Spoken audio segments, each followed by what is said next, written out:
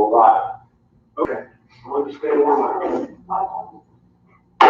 It's now 7 o'clock, and I'm going to call to order the regular monthly meeting of the Board of Trustees.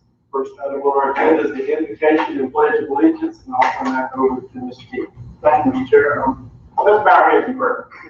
Dear Heavenly Father, we give you thanks for bringing us here, Lord. We just ask you to sit in with us as we do work of the district, and we ask for guidance. We just ask you to us all to have a homework part.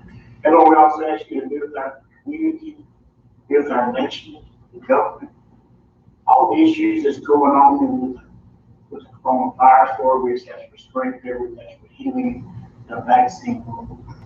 We also ask you to give all the rioting and all the racism. We just ask for strength there. We ask for your face to be seen.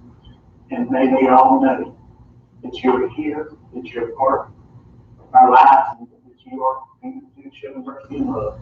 And Lord, we just ask you to be with us throughout this week. May you open our hearts. For your name we pray. Amen.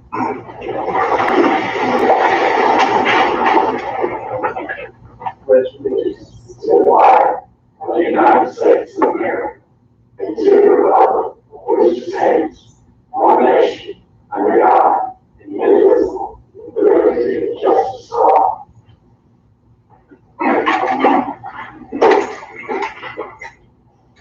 Thank you, Mr. King.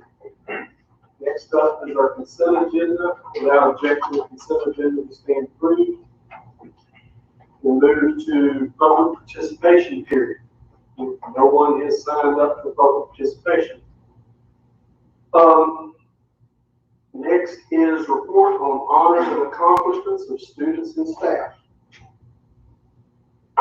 Yes, sir, Mr. Bingham. We've got, obviously we don't have students here, but what we're trying to do is bring some recognition to our kids and show the board some of the things that go on through the course of the year. Dr. Brooks has prepared a virtual visit by our kids who have received certification in biliteracy. They are fluent in 2 languages, which is remarkable to me because sometimes I'm not fluent in 1. But anyway, Dr. Brooks, if you could bring our children in. Thank you, Mr. Chairman, members of the board, Dr. James. I appreciate the opportunity to virtually recognize some of our students tonight for earning the seal of biliteracy. These students did this through taking an assessment. The whole part of the state recognizing these students is to support the commitment to this idea that our students are competing internationally now. It's more than just at the state level. And so these students have to be proficient in English as well as 1 other world language in order to be recognized. This seal, as I said, is based off of an assessment and mastery. There are 3 levels. Gold is the highest. We had 21 students this year that have earned a seal of biliteracy, so we're very, very proud of them. We have 3 gold award winners. You can see 2 in Latin, 1 in Spanish. Silver, we had 5 students that earned that in Spanish. And bronze, we had 13 students, 1 in French, 7 in Latin, and 5 others in Spanish. So we have the students. We're going to start with our gold award winners. Our first one is Joseph Buckmeyer. He is a rising senior at Brooklyn Casey High School, and he earned his award in Latin. Our next student is Esther Lamb. She's also a student at Brooklyn Casey High School, a rising senior, and her seal of biliteracy is in Latin. And then our final gold student award winner is Australia Salinas. She is a graduate of Airport High School. Her seal is in Spanish, and she will be attending the College of Charleston in the fall. Our silver award winners, starting with Maria Castaneda. She is a student at Brooklyn Casey High School, a rising senior, I should say, and her seal was earned in Spanish. Joanna Gonzalez Armenta is an Airport High School graduate. She will be attending Midland Technical College in the fall, and her syllabi literacy was in Spanish. A rising senior at Brooklyn Casey High School, Nicole Materos. She earned her syllabi literacy in Spanish. Our next student is Maria de Jesus Rubio Ortega. She is a graduate of Brooklyn Casey High School. She will be attending Langer University in the fall, and her biliteracy still is in Spanish. And then our last silver award recipient is Elizabeth Tinjay, and she is a graduate of Airport High School. She will be attending Winthrop University in the fall, and her syllabi literacy was in Spanish. Moving to our bronze award students, our first one is Angel Altamirano. He is a rising senior at Airport High School. His syllabi literacy was earned in Spanish. Joe Castles is a graduate of Brooklyn Casey High School. He will be attending Newberry College in the fall, and his syllabi literacy was in Latin. Our next student is Nathan Corley. He is a graduate of Brooklyn Casey High School, and he will be attending the University of South Carolina in the fall, and his syllabi literacy was in Latin. Carly Kraft is a rising senior at Brooklyn Casey High School, and her syllabi literacy was earned in Latin.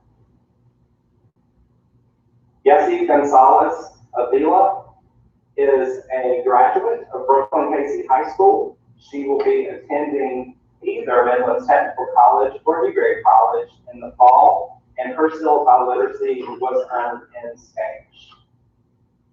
Our next student is Michael Hernandez. He is a rising senior at Brooklyn Casey High School, and his syllabi literacy was earned in Spanish. Samantha Jean Koenig is a graduate of Brooklyn Casey High School. She will be attending Winthrop University in the fall, and her syllabi literacy was earned in Latin. Latia Middleton is a graduate of Brooklyn Casey High School. She will be attending Midland Technical College in the fall, and her syllabi literacy was in Latin.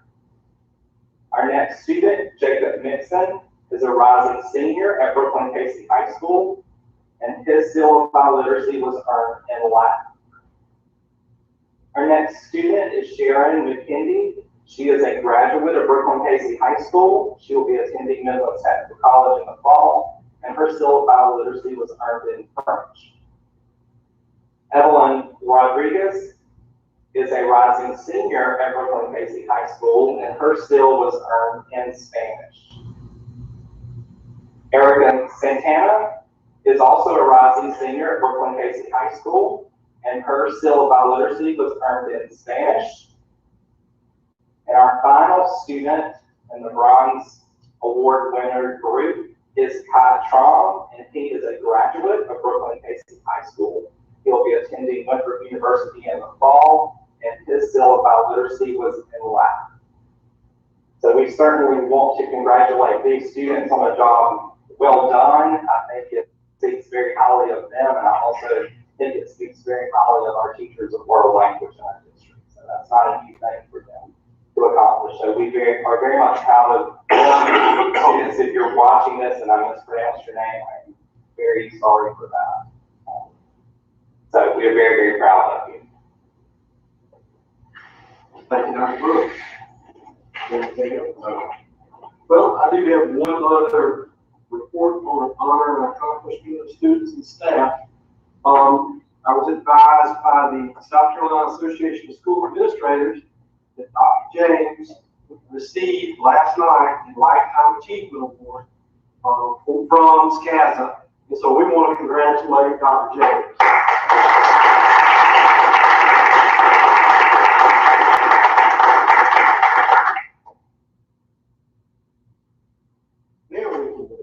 Thank you, sir. Next on our agenda is unfinished business.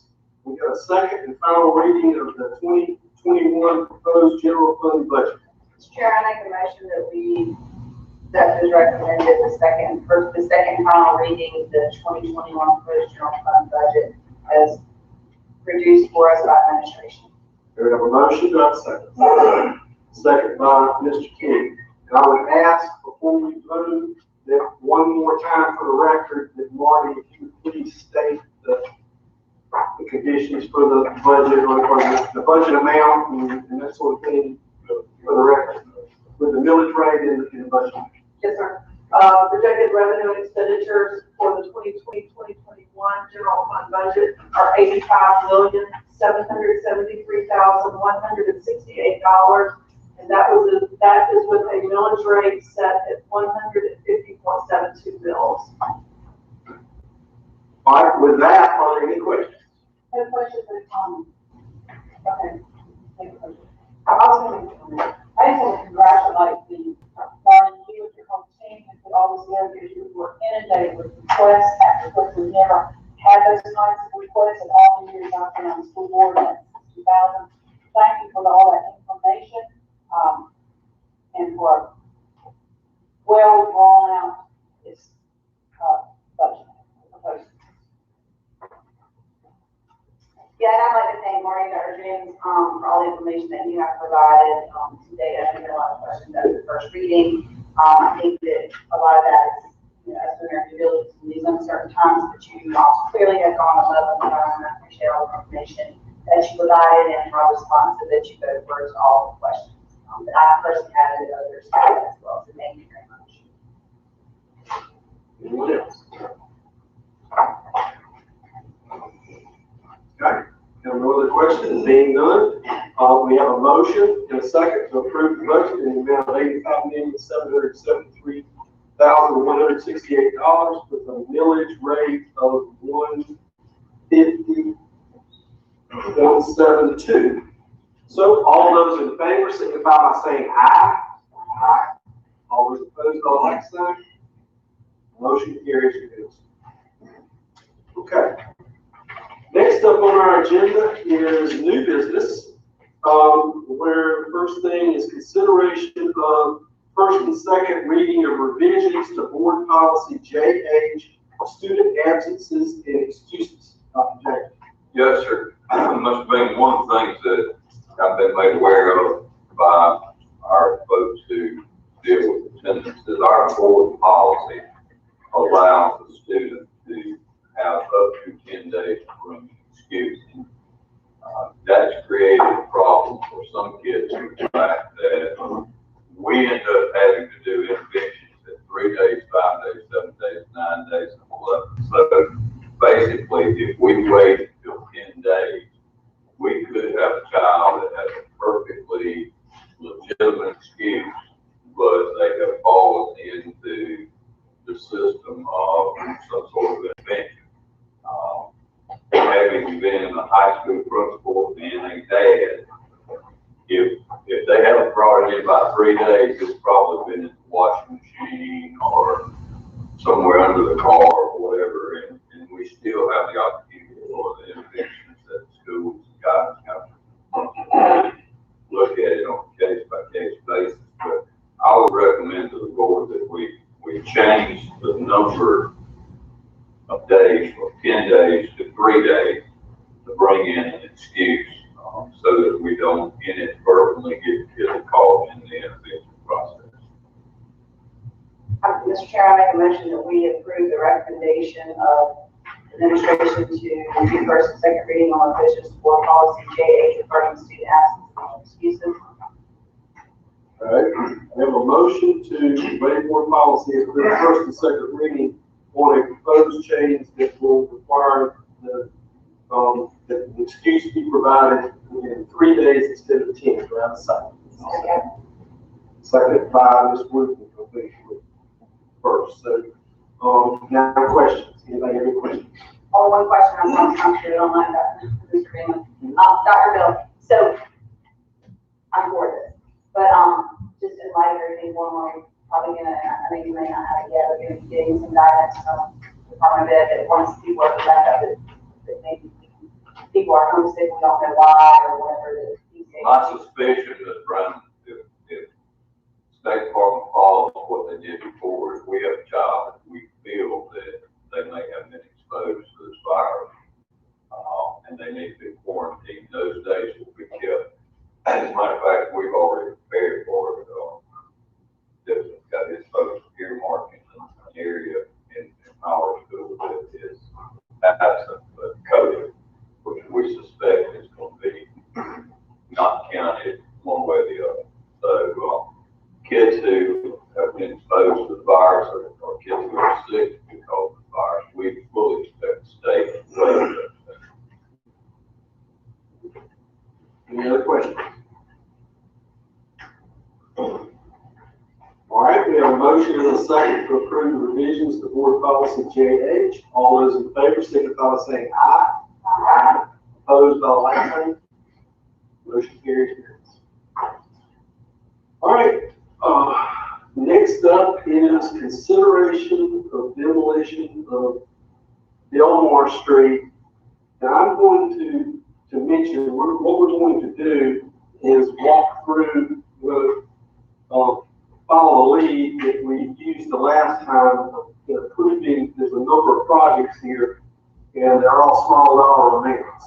And so, unless there's an objection, I'm going to allow Don to walk through, just sort of tell us what each thing is with the price, and more or less give us a report. And then we can approve it at the end. And then once we approve that, I'm going to ask if we, in the future, can allow under our policy and under state procurement, the administration is allowed to issue contracts up to $25,000 without specific board approval. And I think it would make things move easier in board meetings if we could just allow them to go ahead and issue the contracts. And then once they issue the contracts, at the next board meeting, they just give us a report on who got issued contracts during the time. That way they don't have to wait on our next board meeting in order to do these small item contracts. They're allowed under, our attorney has indicated that it's perfectly allowed under our procurement and the state procurement currently. So there's no change in policy required. It would just be a little change in procedure. What's that? Well, I'm proposing that we do that. There's not a policy change. It would just be a procedural change for our meeting. But I think it's in policy, it's just what our procedures and they brought us everything. So, and ask this, Mr. Griffin, we not just say, we agree with that, and then Don can only present the ones that are over 25 per time. Because if we go ahead and agree with that, go ahead and sign them right now without having to present them. That saves you some time. I mean, Don, if you want to tell us all the work, that's great. We love hearing from you, but I mean, I know this is a lot of work on you. So, and understand when we make jokes about this, we know how hard you're working. We just know this is a lot of work on you, and I prefer you not have to do this. And I will say, Mr. Chair, before Dr. James, our maintenance department has been doing a lot of things while looking out for this virus.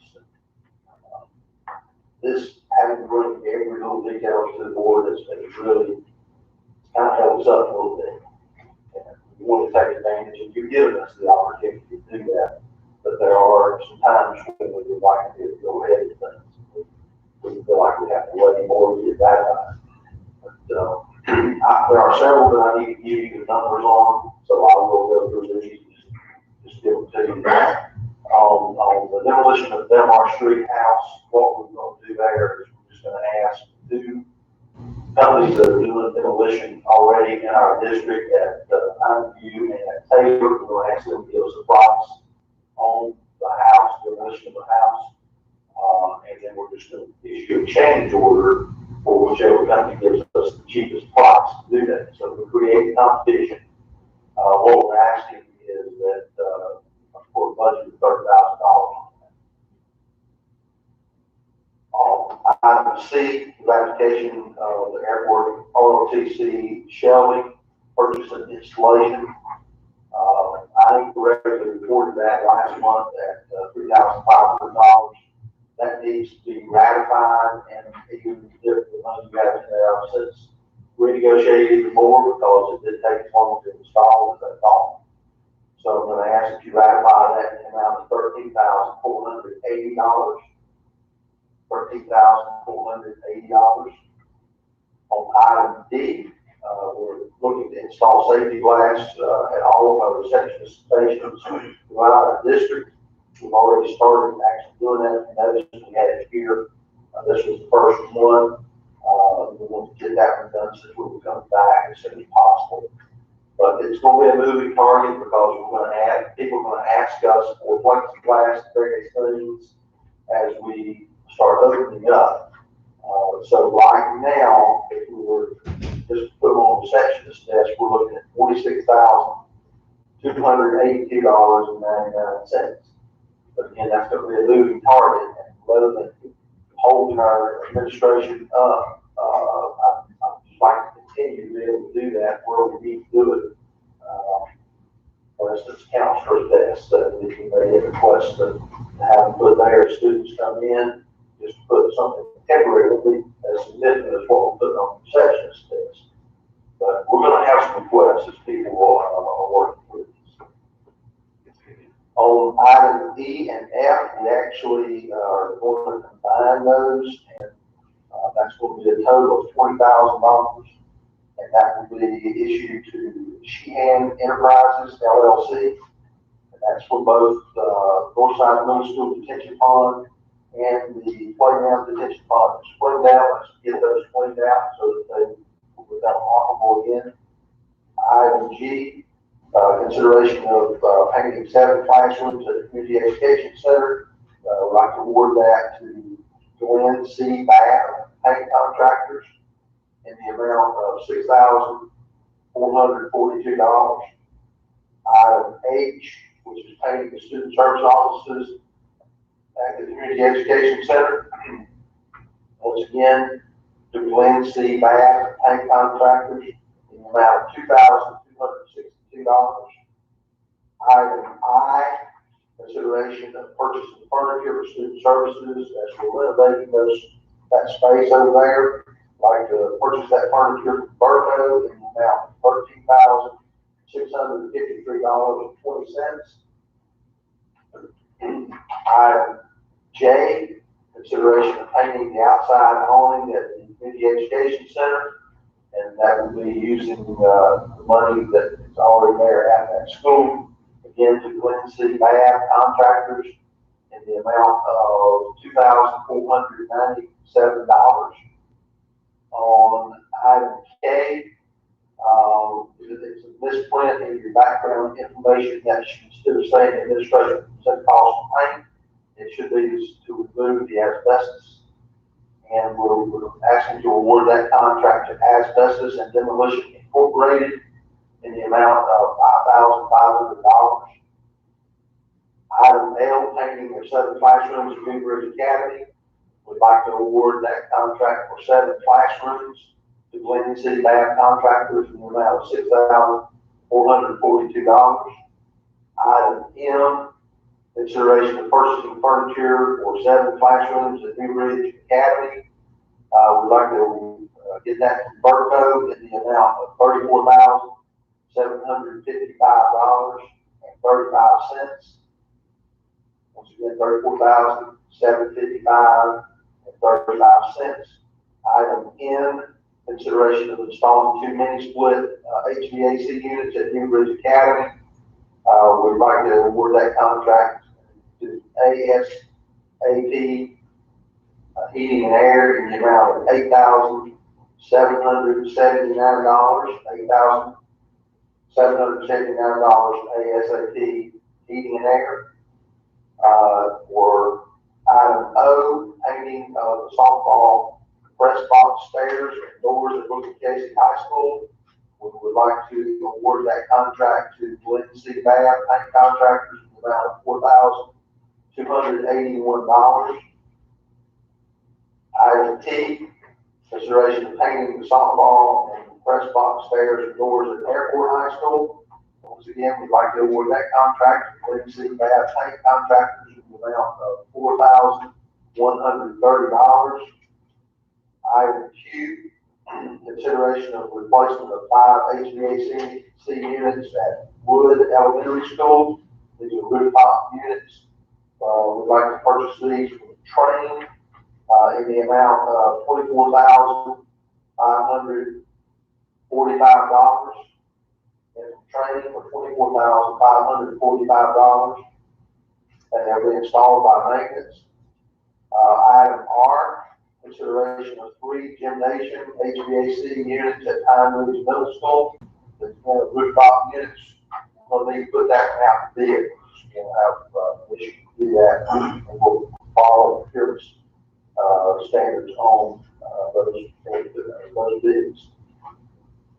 Item S, consideration of asphalt maintenance repair district-wide. We had a line item in our budget, CDIF budget for the year 2017-18 for this purpose. We have not used up all of that $200,000. We'd like to just make sure our board knows that we'd like to continue with that work as maintenance bills that work needs to be done. Higher companies as occurred. Hey, what was that private force right here? Yeah, forward work? Yeah. No, it's not there.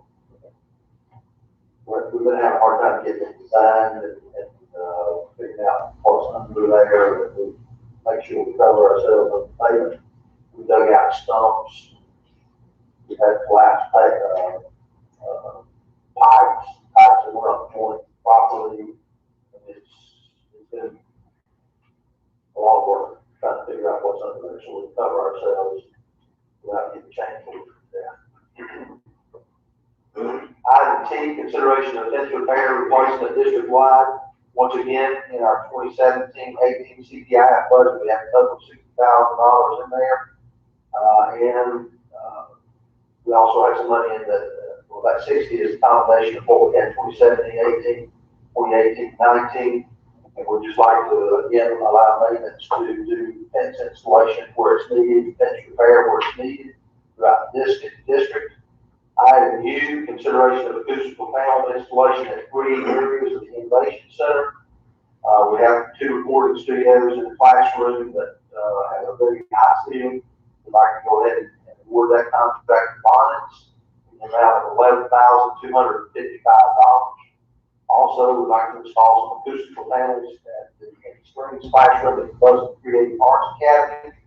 And we'd like to award that to Bonnets in the amount of $1,730. Item W, consideration of group restroom countertop replacements at Busby Creative Arts Academy. We've got several laminated countertops out there that are damaged.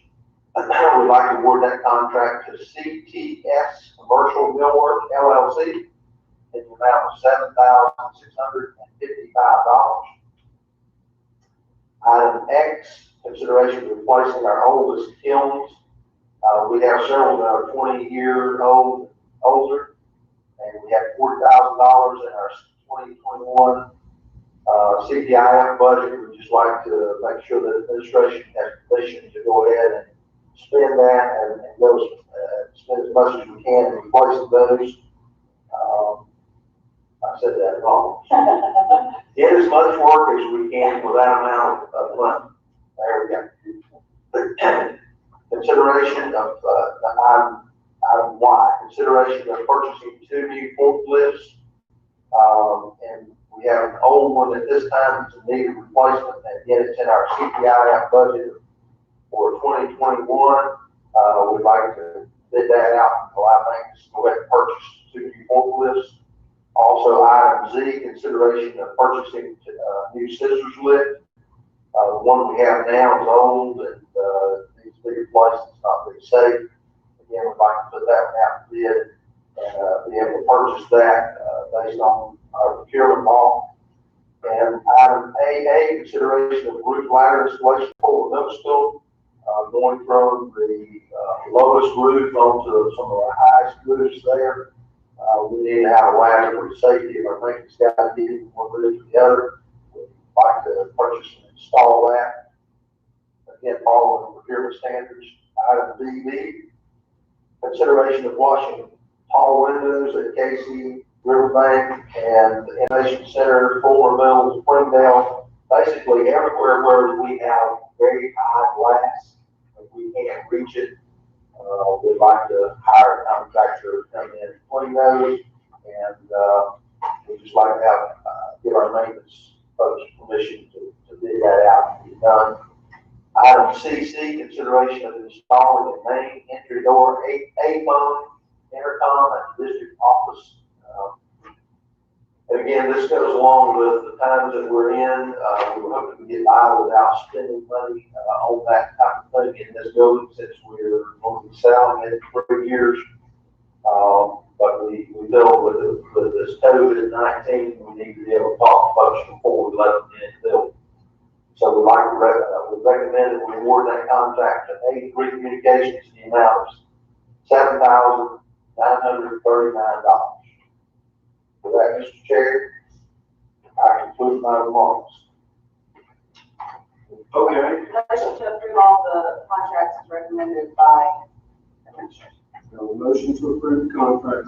Second by Mr. Keith. Any discussion? Chairman. On DD, when we built this facility, that was a topic that I brought up, that we're gonna have to pay somebody different, because we're not even the ones that we have, that are reachable claims. And her whole thing that, we would be able to handle that internally, and I didn't think so.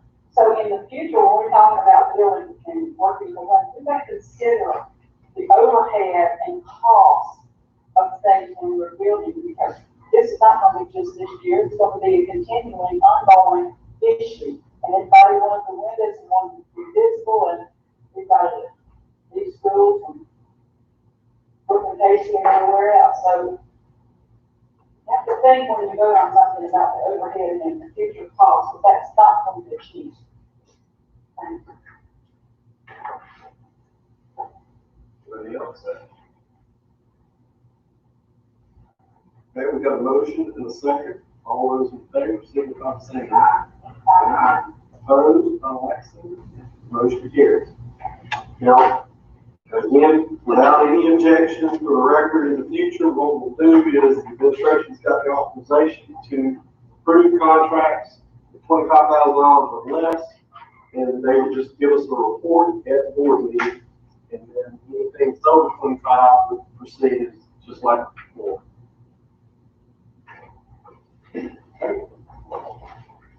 All right.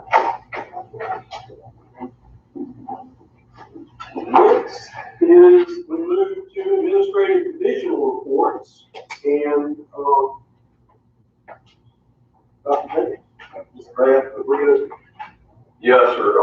One of the things that I wanted to make the board aware of, because I feel sure you're probably getting questions, and if you aren't getting questions, they'll be soon, about what's going to happen.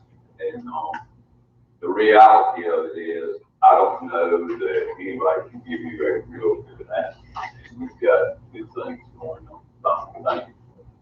The high school league several weeks ago sent out a letter to all high schools and all superintendents that they would allow a beginning of fall sports as early as the early part of June. And we have a lot of schools around us that started June the 8th.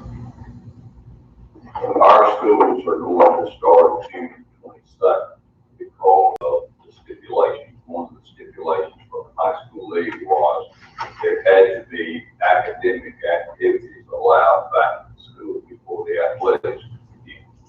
On June the 22nd, we will have our first group of kids that are in the dual credit program. So we're going to allow them to start. Coaches and kids are required to wear face masks of some sort. I purchased 150 gators for them because I felt it difficult for kids to be able to breathe and kind of mask that Jake was wearing. And these are moisture wicking, and so the superintendent's budget paid for 150 gators for each school in their school colors. So both athletic directors have these for Jake. We're going to, as long as I'm here, we're going to put our logo on. That's just how that works. But anyway, they're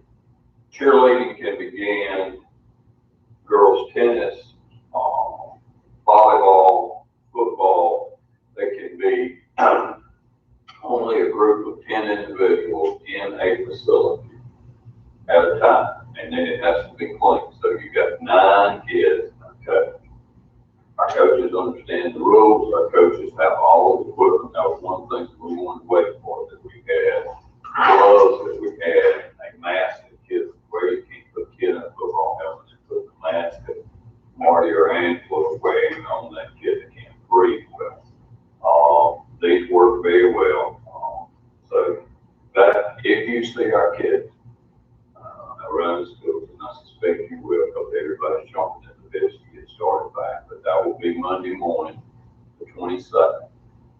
They can go for an hour. They have to clean in between sessions. They have a whole list of rules. If we put together a waiver,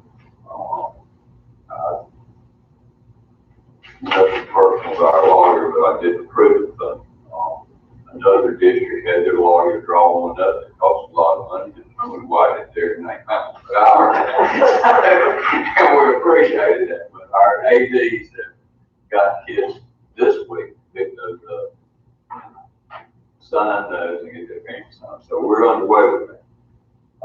The next biggest issue is what are we going to do for the fall? And we have spent lots of time talking about that, and this is somewhat laborious, but I wanted to make sure that the board saw this so you can talk with the people around. And we have talked to, we have a meeting with the state superintendents almost every week from all experience. Middle superintendents are meeting almost weekly here. And actually, I've gathered information from Broward County and Duval County in Florida. So we've spread out to get lots of information. But here is our draft, ma'am. Before you go to that, ask a question about athletics. Yes, ma'am. So, and I like the plan, but like, let's say if I'm cheerleading, so let's say I have myself and 2 other assistant coaches here. And I send Cindy to a small gym with 9, me to a big gym with 9, and her to. It's 9 to 8 facilities. So what happens is, the short answer to your question is yes, under conditions. What will happen in football, the way football is going to be, if they get the first is our Bill James rule, not the high school league rule, but our Bill James rule is that the coaches cannot hold it against the kids if they don't choose to be volunteer, because there still be a break coming. But if you have 9 kids in the weight room and a coach working with them, and they have to work with a light enough weight that they don't need a spot, you can have 9 kids on the field running and doing agility. And if BC in that whole room where they've got the turf down and the batting cage net, they've got some weight equipment over there, you could actually have 9 kids in it. The thing is, everything has to be cleaned down. Kids have to maintain 6 feet separation.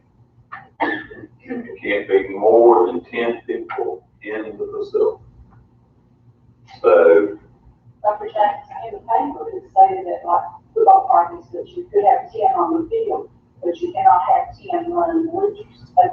they can't be in the same facility. That area at all. No, they've got to be separated. So when you take 10 to the field, or 9, because you've got a coach with a high school league letter, and we can actually get it out to the board if you want. But the letter says 10 per group, per facility.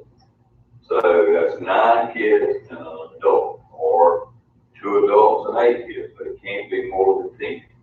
And the facility is the facility. So you're right, Ms. Kelly, the fact that if you got in the stadium, it doesn't matter if you run in the bleachers or you're running on the grass, it's 10 people. If you're in the weight room, it's 10 people. If you're in the old gym, it's 10 people. And so what I asked the coaches to do is I asked them what they felt like would be their magic number. Both of them said about 45 kids. So they've marked off at least 4 distinctly different areas where they can rotate kids. Kids rotating can't come within 6 feet of each other. They can't go into one area from another until it's been completely clean. And they have to wear a mask unless they're in some activity that would cause them a respiratory problem. A coach has to wear a mask all the time. And I told them we're going to be very diligent about that. So our kids have masks in their school clothes. Our coaches have those. And as a matter of fact, when we come back, we're going to give all of our employees 2. We've got one of those nicer ones like Jake has that goes over your ears. It has a nice black mask for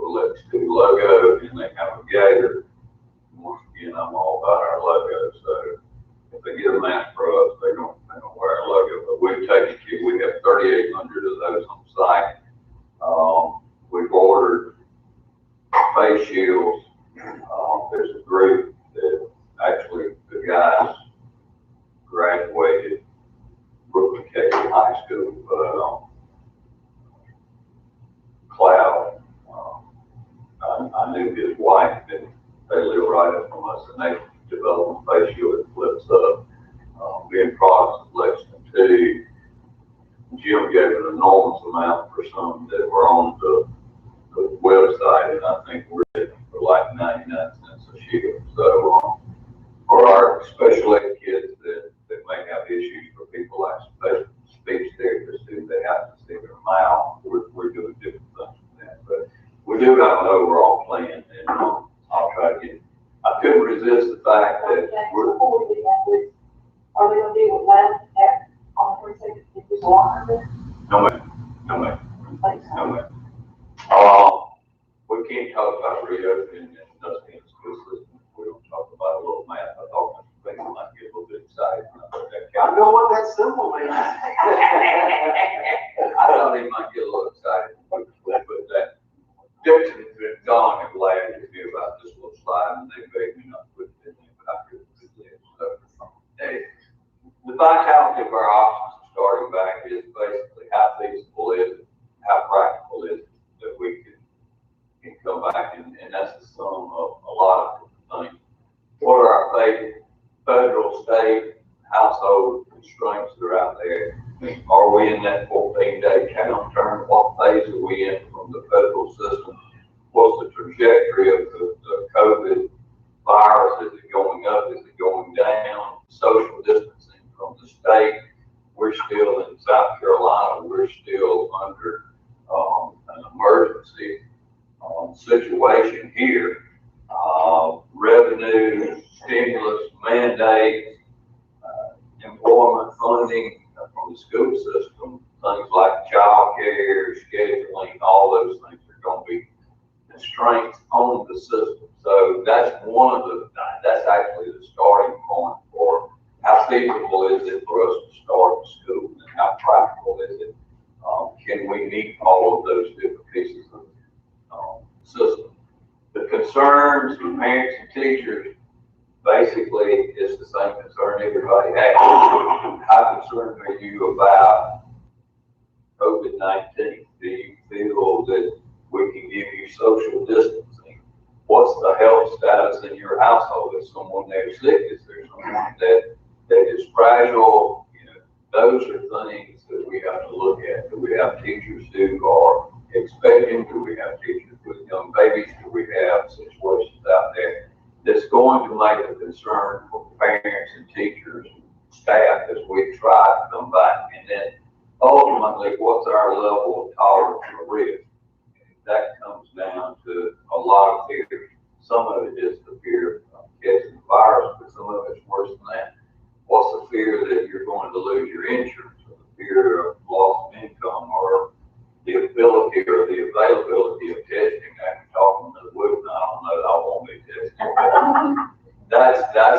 That's an issue that we've got to look at. Can we actually do all of these things? And if we can, then is it really feasible, or is it really practical for us to talk about reopening school?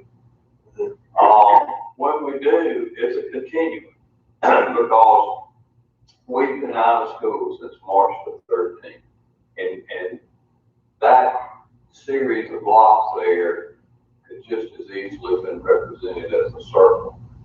One of the things we have to do is we have to assess the learning loss. We talk in this district a lot about the funding cliff of 2008. I talked to teachers yesterday. My fear is in 2 years, we're going to talk about the learning cliff for third and fourth graders. We have first graders who, that's the time that we entrench the ability to read. In second grade, we reinforce it. We start to write. In third grade, we assess all of that. And we're going to have kids that they missed from March the 13th until now, and probably smart money would say virtual school is going to play a part in our reopening, whatever it looks like. So we're going to have to assess the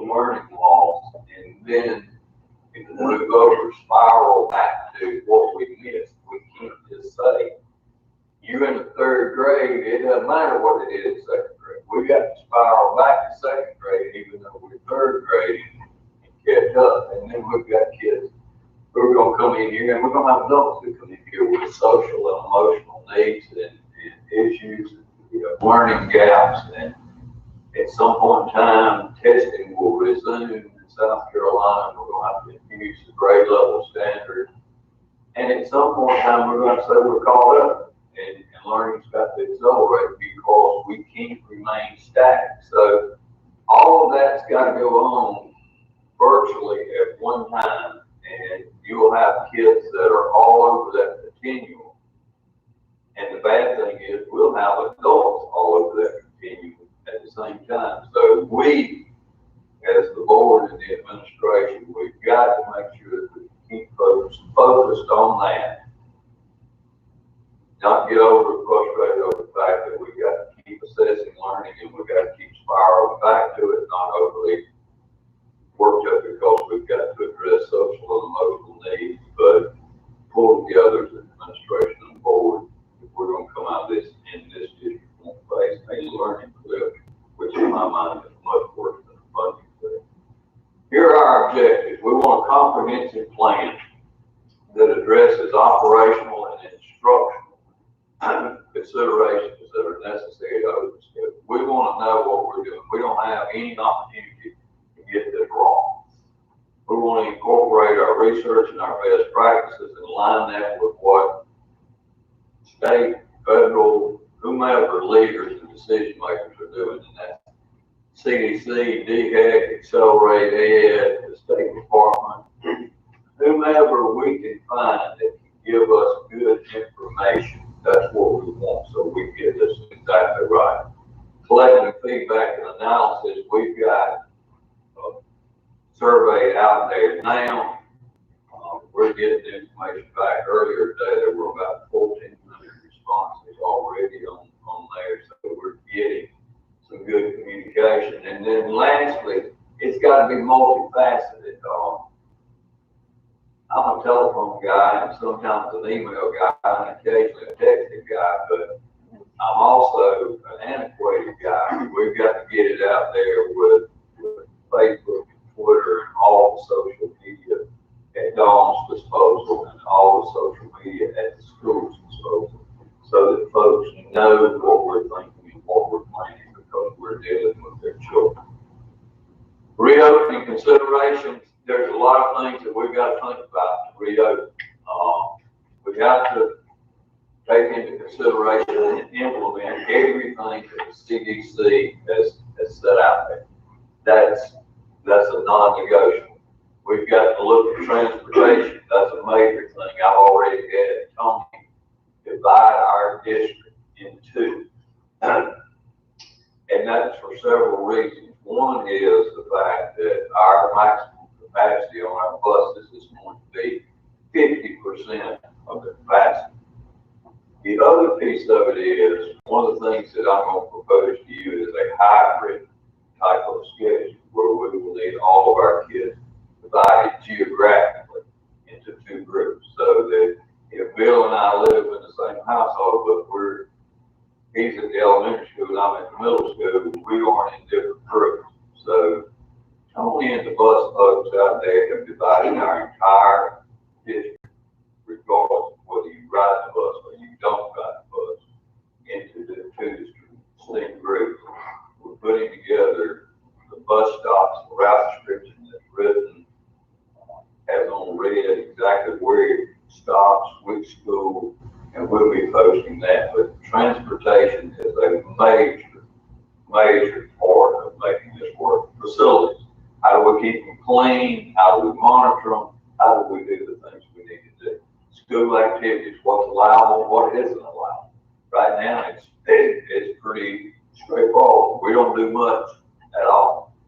Food service is a major issue. We can't do lines where kids are lined up one behind the other and say, no, I don't want that, I want this or that. We're going to have to look at preparing meals and put them in to-go boxes like restaurants will do it.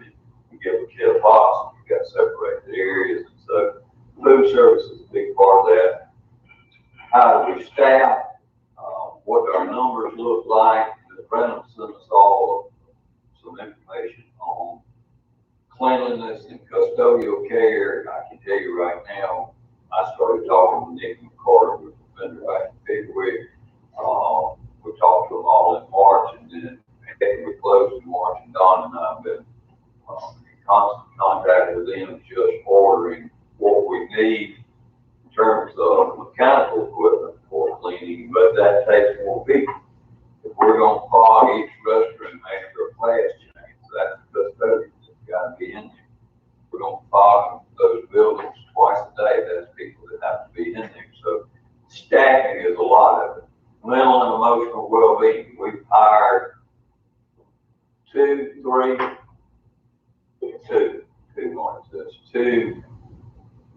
folks that are mental health other than Diane Reed, but we're gonna have to work hand in glove with some of the folks from the county. Instructional programming, we're gonna have to get a more narrow focus, and I know Dr. Brooks and the instructional people are, you know, they like a wide road and let's just plow hard, but because of the constraints of the classroom and those kinds of things, we're gonna have to bring our focus in to a more narrow programmatic focus until we can get everything back to normal. And then communication. We have to have communications coming out of schools. We have to have communications coming out of this district. Dawn's done a great job, and her job's about to get even more difficult. But it's not unthinkable that we will have situations where one school has an outbreak and the other 14 don't. And so what we've got to be able to do is communicate those kinds of things. Close that school, run the others, run off of virtual. We have to be flexible, but we can't do that if we can't communicate. So those are the pieces to safely reopen school.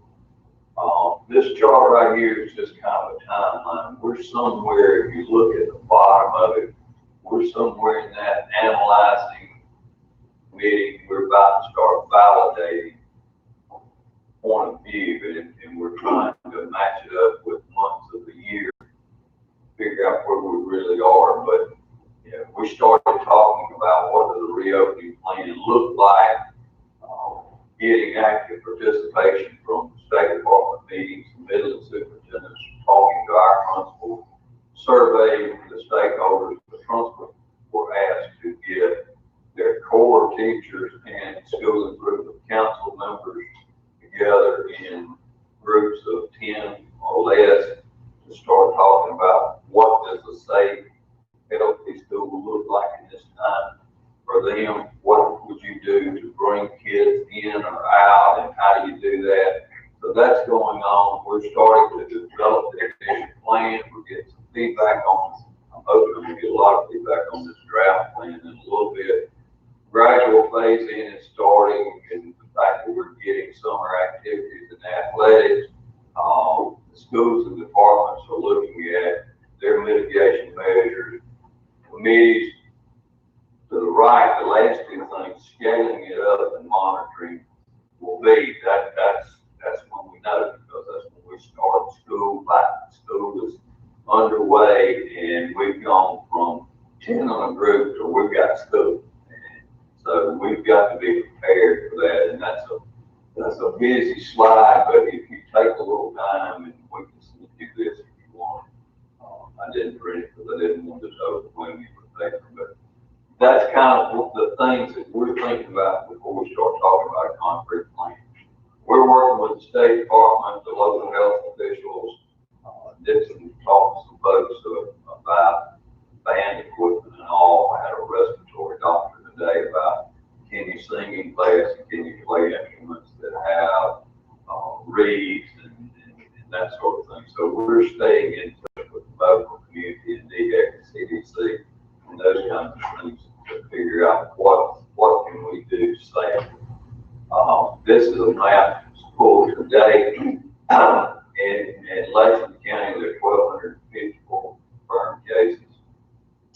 At 6:18, and I think that was about 9:50 this morning. If you look at that, I saw on my phone before I came in here there were almost 1,000 cases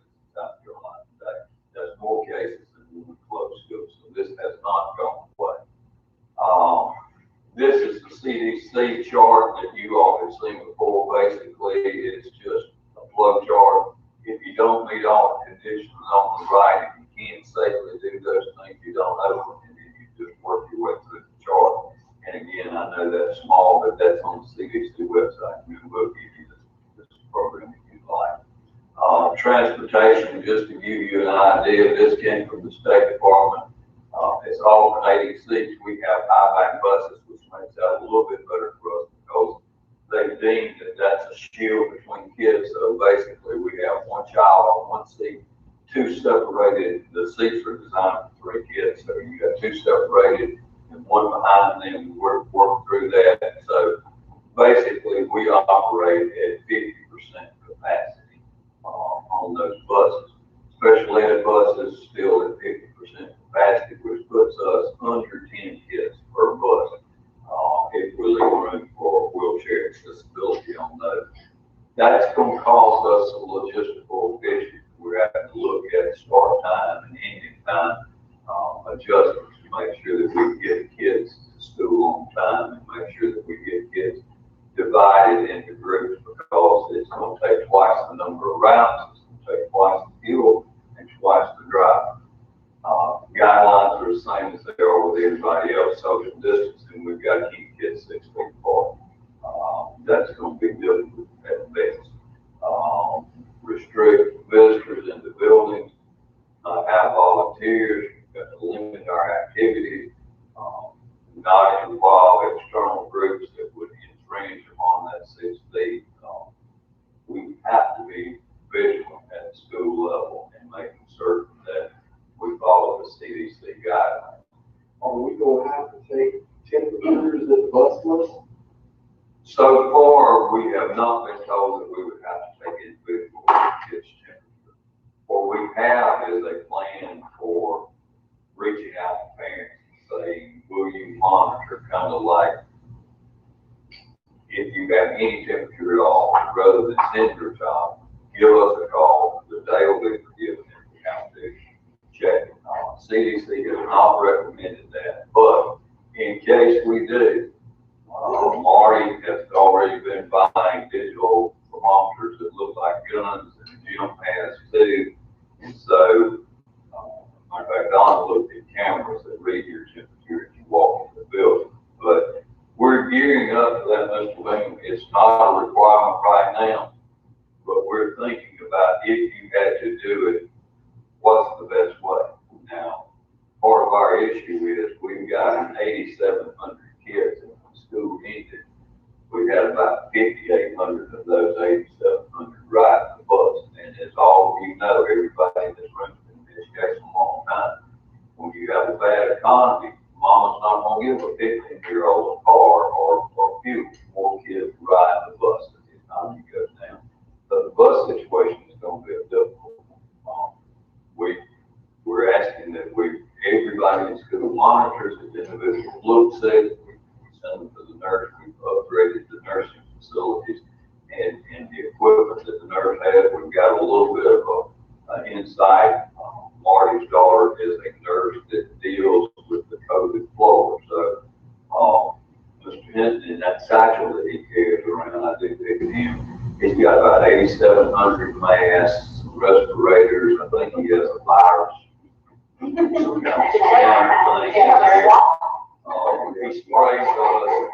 He sprays us when he meets with us, and I fully expect when they get the vaccine in that vaccine. So we're trying to prepare our school nurses to be somewhere between Martin's daughter and Jim Hinton whenever they start to work with our kids. But I fully expect, Mr. Bingham, that we will end up having to take kids' temperature, and the most logical place is at the bus stop because I can take your temperature as you're getting up, which is going to further delay the bus. But then what you gonna do with the child against temperature and That delays the bus further because if mama has put them out, then we've got to rearrange the seat, bring them to the school, take them to the nurse. We've got a holding station with each nurse so that if we can't get the parent, we can hold the child. But what our our mitigation plan is what is the least immediate danger. And for an elementary kid at a bus stop, the least immediate danger is to put you on a seat by yourself, away from other children, get you to the nurse, unless your mom's close enough to get you home. Classrooms are going to see more like this. Classrooms are going to look more like this because what Don's folks are doing is they will go around and they will mark the desks that will be left vacant. That way we don't end up with many furniture in storage somewhere and it either molds, mildews, or gets broken. So we will basically keep our desks as the plan right now, but there will be desks that are clearly marked as don't sit there. And it'll be based on configuration like that. School activities, we want to gradually introduce things, PE, sports, those kinds of things. Spread out, social distancing, small groups, keeping them together with the same group as much as we can, limiting gatherings and activities, stagger the reintroduction of athletics. That scares me more than anything at all right now because there's no way that we can roll into football season and you not be putting kids in a bad situation. I dearly love high school athletics, but I wish the high school league had held up. Food service, we're going to have to look at maybe doing lunch in the classroom, kind of like our breakfast in the classroom. Grab-and-go boxes, bags, those kinds of things, limited group size. If we take them into the cafeteria, mark the tables that we can sit, where you can't, allowing time to get those common areas cleaned and sterilized and sprayed again. Those kinds of things are involved in it. Again, well-being for the employee, their health, their emotional well-being. What kind of shortfall? What are we going to have if we have folks who are close to retirement and just say, I'm of an age and health that this bothers me, it's August, I'm not coming back. Or we have folks who, I think back when I first came here in this board, very kind about it, but my dad was in and out of the hospital almost weekly for 2 years, and then my mother was for 2.5 years. We'll have people who have those kinds of situations. We're going to require training for all of our employees, and one of the things that I talked to the board officers about, we want to do that routine, required, everybody's got to do it, no matter what. You remember, Ms. Justin, we got to do that blood-borne pass. That reports of what we want to do is set 2 live where we have some days and we let them go home virtually, do that training virtually for up to 4 days in July. Get all that out of the way so that when we come back, our days are focused on how do we adjust to the new normal? What are our COVID procedures? How are we going to deal with all the issues that are going on? Just what are you going to do if somebody comes up and hugs somebody else? Or like the crazy lady in the baker shop the other day that went out there and coughed all over somebody because they walked in line in front of them. How are we going to deal with those things that happen to make our teachers feel like that we know what's going on and we can help them? One of the things that we're going to do that I've already told, we are on track. It's got to be essential. There is no reason for us to try to reduce class size and teach kids and send folks all over the state and all over the country. Right now, we've got folks on basics and we got folks on being here. Not to mention the fact that we spend about $100,000 a month on having substitutes. So that's $1 million bill for us over the course of the year. Provide facial coverings. I'm kind of proud of them, but I am because I'm 59. So there you go.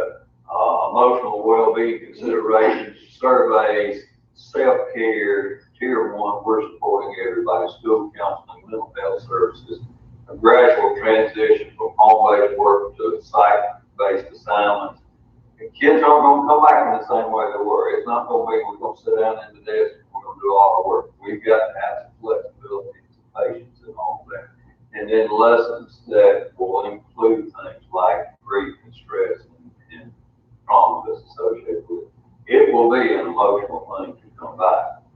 We've got in what we think three basic choices. We can have traditional instruction. COVID goes away tomorrow, CDC guidelines are lifted, life goes back to normal, and we come to school in a traditional instructional setting. That's probably not going to happen. Lex 2 virtual, and we use that term because that will not be the same thing as e-learning.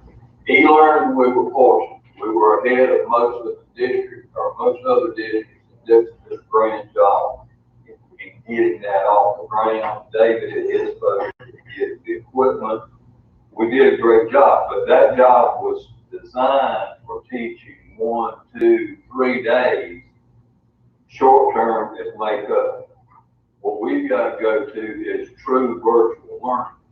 And we've got to be competitive with South Carolina Virtual School, because one of the things that we can't do is say, virtual is not an option for us, or we're going to teach it the same way we taught e-learning, and then all of a sudden we lose 300 kids in South Carolina Virtual School, because in South Carolina Virtual School gets our kids and our revenue. So we've got to ramp up Lex 2 virtual.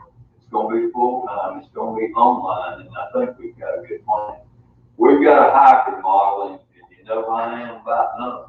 Everybody else calls it hybrid, they call it group and all that. A lot of different people are starting to look at this. Ours is a 40-60 plan. It's based on the fact that you're physically in the building 40% of the time, and you're at home 60% of the time. What we would propose is we get Tony Sargent and his folks break up our district is that we'll have students in 2 groups. And if you have a brother or a sister of a different age level, you'll still be in the same group. Kids will come to school in person on Monday and Thursday, or Tuesday and Friday. Wednesday would serve as sanitation and support day. Now, that doesn't mean you don't get instruction if you're in the Monday, Thursday group or the Tuesday, Friday group. Because if I'm in the Monday group and Don's in the Tuesday group, I'm sitting there with the teacher. But right now, we've got bids on cameras to look to the meeting boards, and we met with a group of teachers who were from each school in our district yesterday that did e-learning very well, and talked to them about what do you need other than that camera. So Don can tune in his class. I've got algebra, Don got algebra. I'm sitting in Mr. Bingham's class. Don's watching Mr. Bingham. Tomorrow, Don's in Mr. Bingham's class, and I'm at home. And Mr. Bingham's probably not going to teach an entirely different lesson. And the reason behind that is we've got lots of people who are teachers in this room. There is not one good teacher in this room or in this district that will start brand new information tomorrow. You always start with what you finished up on, and you always try to go back and review and bring them up. So basically, what we want to do is we're going to have direct contact with our kids every day. Now, that causes Wednesday to be the day that we're calling sanitation and support. We're going to clean that building from stem to stern. Deep cleaning on Wednesday. And that'll be a time that teachers can go in and they can build new lessons, review the work that they've had, but kids will be able to get a question to them if they have a question. But it's primarily about the teachers being able to regroup and us getting the building clean. Then after the Friday class, Bill's folks will clean the buildings again, stem on side. So basically, we have a 2-day shelter team, which we feel like is a good situation. Other considerations are the fact that Superintendent Spearman was talking about leap days. Those are 5 days at the beginning of school from K-8, and the state is going to fund those days. And it'll be a staggered re-entry for kids, for those kids in K-8, come back to the school. All teachers will be required to come in, they'll get paid for 5 days at their daily rate, and they'll start to assess their kids and bring their kids along. But that's what we're looking at as, what do we look like? We're either gonna be traditional, or we're gonna be full-time virtual like we ended the year, or we're gonna have to have some sort of hybrid plan. There aren't a whole lot of other choices. Sir? All right, and I've heard all along about this idea of bringing kids 5 days early and teachers that 5 days early. Does that mean our school, we're gonna have to change our calendar because we obviously can't start before the 3rd month of August? Yes. And we'll have to extend our calendar into the summer of next year. What we're gonna try to do, Mr. Bingham, is we're gonna back up the other way, because what she's calling that is professional development days. So we'll work our professional development days. Matter of fact, Dixon and Jim have been working on a calendar where we can put 4 days in July for virtual training for those things that are required and normal that we take up in the beginning of the year. You live with it, you know how they all fuss about having to do that stuff at the beginning of the year. We're gonna do it virtually, so they'll get paid for those days. And then between the instructional calendar and regular calendar, Jim and Dixon have been working together. They'll take Molly's 5 leap days, our days that were put in for teacher work days, and then our school start and offset that so we meet all the requirements. But now, she's talking about bringing kids back. She's talking about, but she's bringing them back in small groups. She's not requiring all of them at the same time. So we will actually do that the week that we would have had regular teacher instructors. Okay, they'll start on the 10th. Yes, sir. Okay.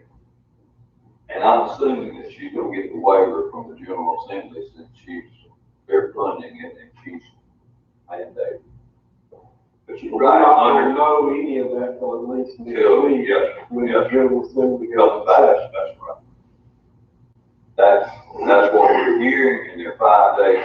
And actually, if you look at the worksheets that Marty and I passed out, we've actually put in some money there thinking that we may want to bring back some high school teachers. I'm not altogether sure about that, but we may want to do that too, particularly the fact that we'll have 9th graders who will be coming to a brand new school. It won't be like William was at Springdale in the 2nd grade. He's just gonna go back to Springdale in the 3rd grade. At the high school, we've got kids that are coming from 2 different middle schools. So we may need some teachers in there from high school. We've got that in your budget package there. But you're right, the actuality of it is for the leap days and the actual start time, we won't know definitively until the General Assembly. We're trying to prepare for that. All right. Will we have the flexibility with this hybrid model that's going to count as the 180 days? We've been led to believe that, yes. The General Assembly has given the state superintendent the authority to waive regulations to operate schools in the midst of the COVID process. So is this something we're going to have to get the state superintendent to give us a? Right now, we're being told that every district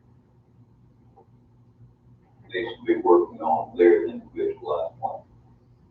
So we will put that before the state, but right now, you've got a couple of different things going on. You've got some districts that are moving their start time back to Labor Day. You've got some districts that are talking about starting completely virtual, but I would dare say the vast majority are talking about some sort of hybrid. Now, the difference that we're proposing is we don't want Friday to be our off day because we want clean in the middle of the week. We don't want it to be half days because we want to make certain that we get kids 4 units of credit at the high school level. So some places are talking about shortening the day because of the bus route. Some of them are talking about Friday off. Some are talking about Monday being the off day. But we feel like that we've got what for us is the best plan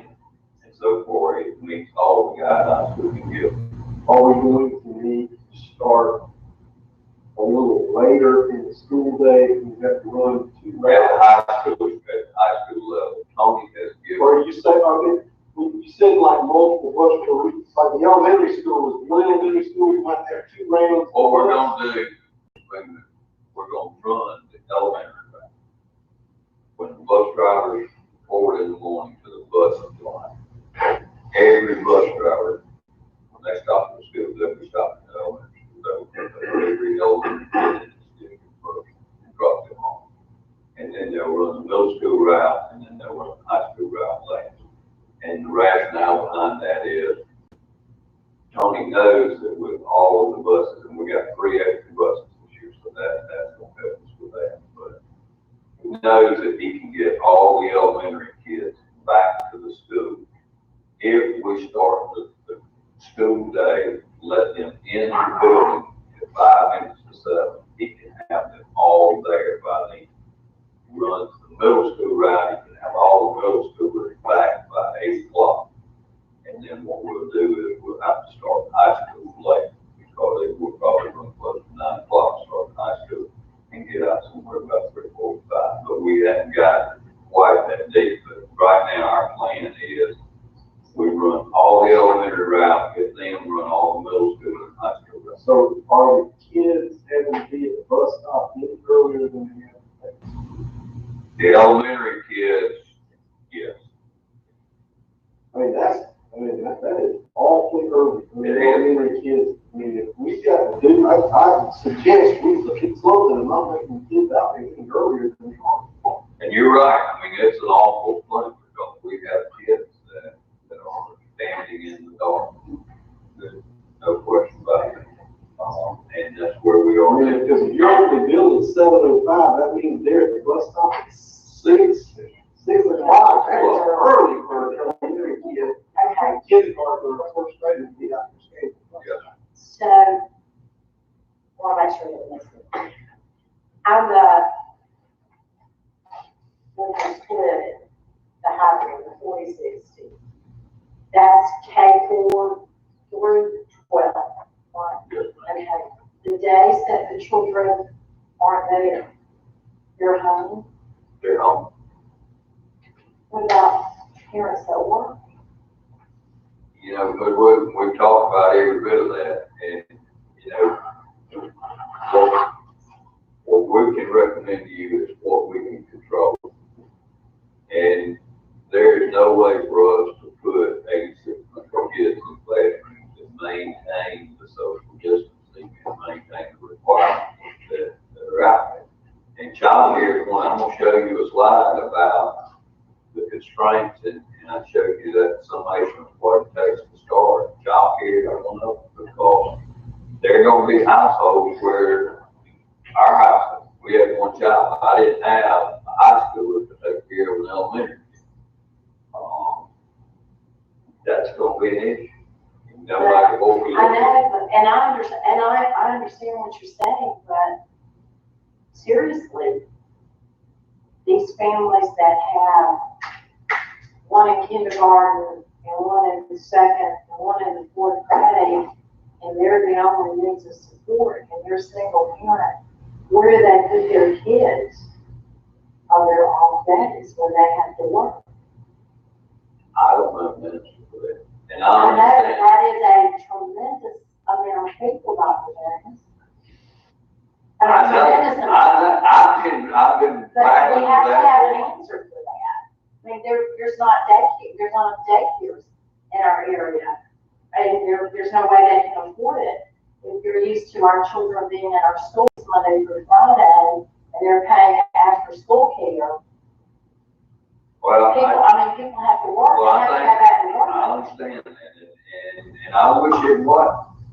You know, and it's not just the conversation of folks in the room. I mean, we talk to people all over the state and all over the Southeast, and everybody is faced with the same problem. Everybody knows that child care is going to be an issue, no matter what we do. It'll be an issue if we go to work. Could we possibly reach out to some of our, and I'm sure you thought about this or done, but maybe like reach out to some of our, partners, like, Program Baptist Baptists, Trinity Baptists, and those, you know, who may have larger facilities that might be willing to open those and allow those parents to drop them off. You know what I'm saying? I'm using those as examples because they're huge facilities, and I know it'd be like, the Alvin would reach out to Trinity them. already has some. Yeah, well, So are the majority of our other districts around us Almost all. are doing the hybrid thing that, you know, the kids I don't know of and the anybody. families just, sorry, don't work or see your kids do, I mean, Yeah. you have to answer to these, I mean, there's a No, lot of people to answer we can't give to. them an answer because we don't have. We really and truly, Parents may have to we can't give you work together in their neighborhood, let one parent watch multiple families so they can rotate who stays home and who stays. Well, Another in a possibility, dream world, that might work, but I mean, in the real world, when you live 15 miles from your next neighbor, in the real rural areas, I mean, I understand everything Dr. James is saying. That's gonna really impact a lot of our kids, a lot of our kids.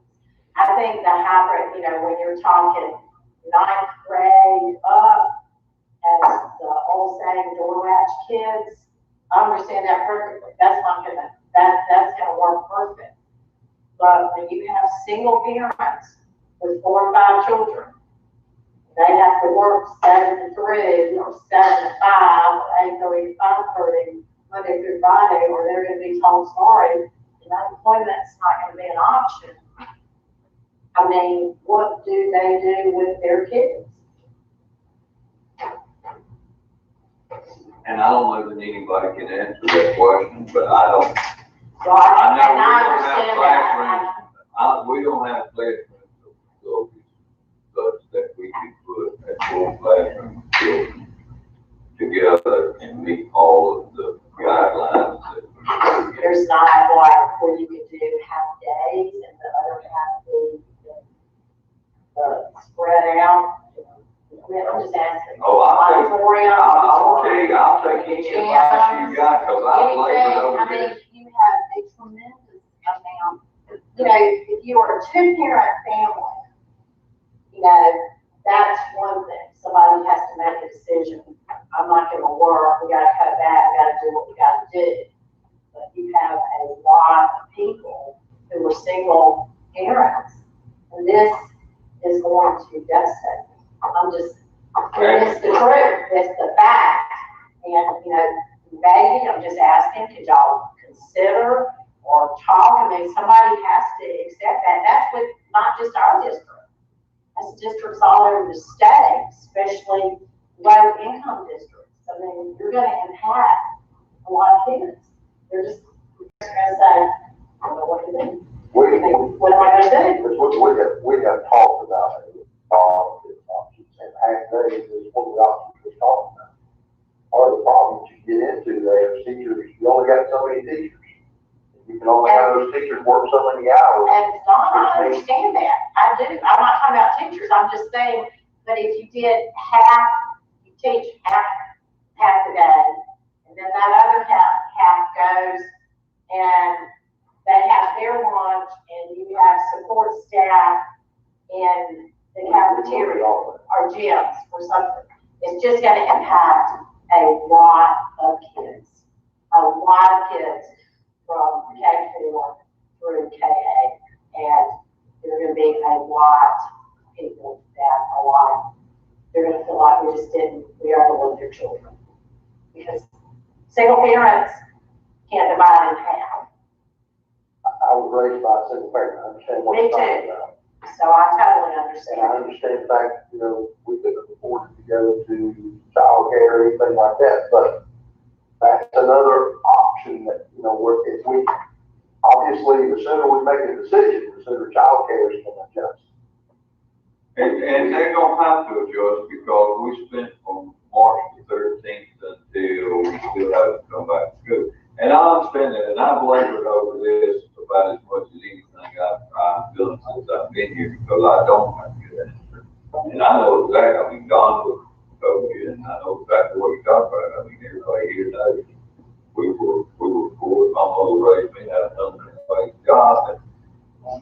sick and she didn't, they don't pay minimum wage people not to don't live the same life. I don't have an answer because what I'm guided by is the question of how can you restart school? And how I can restart school is I have to follow all those things in that equation, and the fact that we were required to do the social distancing, we're required to do the cleaning. It's just like the numbers of kids that we can put in any one confined space. We don't have, if we had enough teachers to divide the kids in half, we don't have enough space to divide the kids. We couldn't afford the amount of teachers that would take it, but if we had. But if you did half days. But what would I do with them if I still? Well, that's what I'm saying. I understand that. That's what I'm saying. I mean, you know, somebody's gonna have to be creative. And I understand everything you're saying. I do. I don't But think on the you're other right, but I'm hand, beating my head against the wall. what I'm trying to say is not going to work for a lot of the children in our district. I was just saying, like. Well, it won't work for a lot of children all over the nation. Exactly. It's not gonna work. It's not gonna work. I mean, so. Well, if it's not gonna work, then what's the solution? Well, I know, I mean, we're just gonna have a lot of kids, it's not gonna work for Ms. Kessler, you know that. Well, I understand that, but you got two problems. I think it'll work for high school. You got parents, you got grandparents, you got kids. But some people don't have that. For individuals. I think we're undercutting the parents at home's ability to make the conditions and make this situation work. They're gonna have to work with us too. It's not a great solution, but what is? But I said, come up with it. So what is it that you? Well, that's what I asked, I think it will work perfect in the high school. The point is, you can't just stick them all in cafeteria or the gym, because you can't keep them separated. Somebody's gotta watch them, and you can't keep them separated. You do about a half a day, you can just sit here, you sit in that spot, you sit in that spot, you sit in that spot, and you will stay here for 3 or 4 hours to school that Saturday.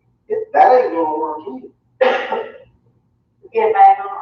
Well, But it's I hard. can tell you If you have enough that. people in here to They don't watch work that them, way. if you have enough people in here to watch them. Dr. James, quickly take off the surveys that went out, what was in the surveys. We had a whole series of questions, you guys can pull it up online, fill it out if you like. Just, can you tell them how to get through the survey? I mean, you don't have to. It's all students on the website. No, we're sending that out to the parents. Okay. I mean, is any of this information in there? Oh, We're asking them, right now, we're running about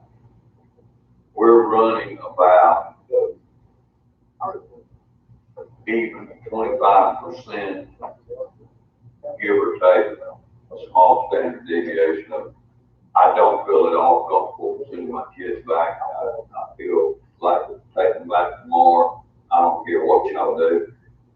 I like a hybrid kind of deal. I want to do full virtual. I mean, it's about it's a mixed bag. So they have an idea. Yeah, if I can get through all this, I'll show you. Okay.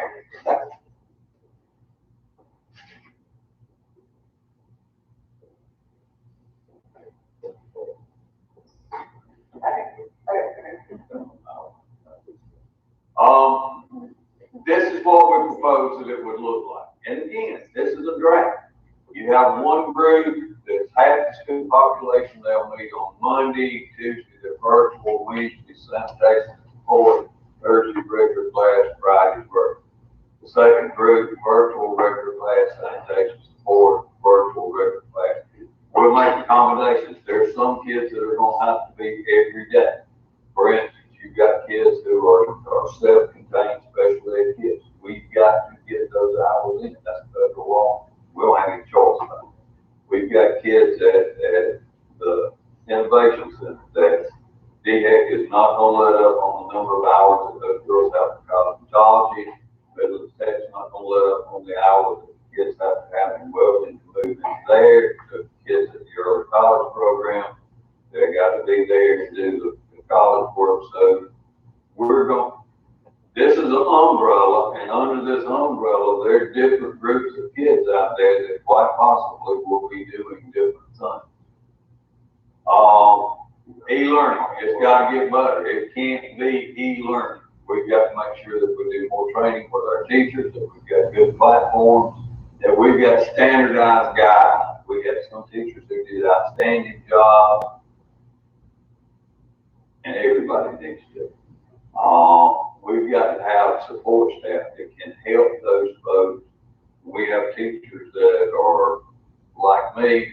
We need somebody that is like me, that understands. You don't always need paper. Sometimes you use your devices. Hotlines, troubleshooting, technical assistance immediately so that they can get through the day within those places. Guidance about policies on discipline, online security, what do teachers do, what do we expect parents to do with the online thing. What are the parents' expectations? I talked to teachers yesterday, they were getting calls from parents from 7 o'clock in the morning to 11 o'clock at night. That's not fair. There's no business in the world that operates like that. So we've got to set up a series of expectations that everybody's got a role in this because it's unprecedented. There's not one person alive today that knows how school operates during the pandemic. The only one they've ever experienced is since March 13th. Continuing with the e-learning experience, we want to put together, and I'm adamant that this happened before I leave, a series of video lessons for teachers to put up and kids can pull down. And I used the example yesterday with teachers. I talk about, if I'm teaching mitosis, I don't need to talk to you about 50 different things to get there. I don't need to talk about the different kinds of cells. I don't need to talk about cytoplasm. I don't need to talk about all that. What I need to do is give you a short lesson that shows you the phases of mitosis, how the chromosomes line up, why they split, where they go. Akin to YouTube video. You want to learn how to put a spark plug in your lawnmower, there's some guy there in 1 minute and 42 seconds can show you how to do it, crank it, and it'll be running. We need lessons like that. Short, to the point, high interest, kids can use it not only for new instruction, but for remediation. Virtual office hours, a time where kids and parents know that they can find teachers, mutual communication ways, share our resources that we have out there, not hoard it, build supplemental instructional materials and manipulatives. That's not talking today about the fact that we've got to look at a way to send math manipulatives home with kids. The math blocks are phenomenally expensive, but there's got to be a way around it. Maybe it's the carpentry classes built. I don't know, but we've got to be able to send those things home with kids, just keep them connected on the off days, and then parents to resources that they can help with. And our folks have done a good job. We have actually delivered tens of thousands of meals during all this going on. Standards and expectations, this is basically what we've talked about. How do we set expectations for e-learning? Do we have some flexibility in it? How do we enhance it? And what about the training and support that goes along with it? The hybrid plan, there's a lot of pieces to it. It's got concerns. Students could be exposed through physical, lack of distancing when they're at school. It's going to be difficult to implement.